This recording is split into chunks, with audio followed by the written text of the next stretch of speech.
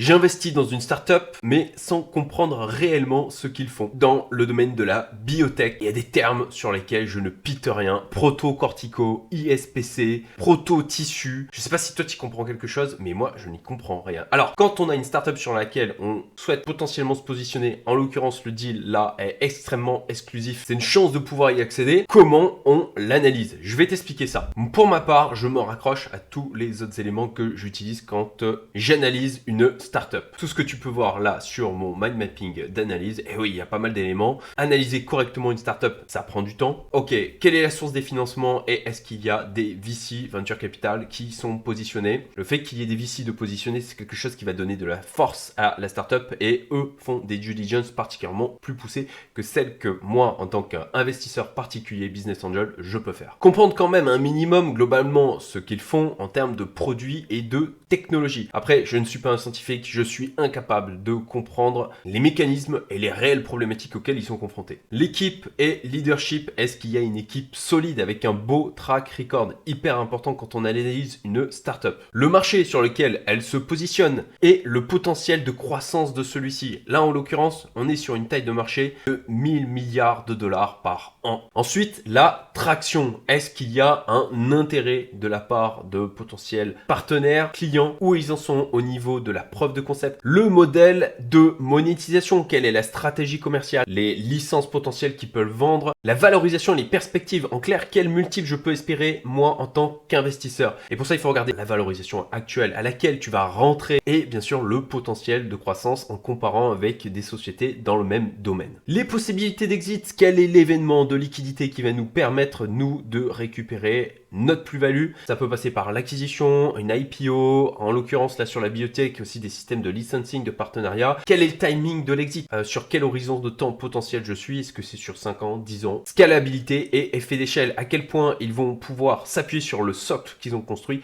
afin de monétiser au maximum. Avantage concurrentiel, barrière à l'entrée. Qu'est-ce qui empêcherait des concurrents potentiels de venir sur leur segment de marché? Alignement des planètes, en quoi les circonstances actuelles sont propices pour la réussite de ces startups? La demande, le contexte de marché, est-ce qu'ils ont des soutiens financiers? Le contexte macroéconomique, géopolitique, social? Et enfin, le pré-mortem, pour quelles raisons cette startup pourrait échouer? En clair, quels sont les risques là pour de la biotech scientifique, réglementaire, industrielle et concurrentielle? Tu as maintenant tous les éléments pour analyser correctement une startup dans laquelle tu ne comprends rien.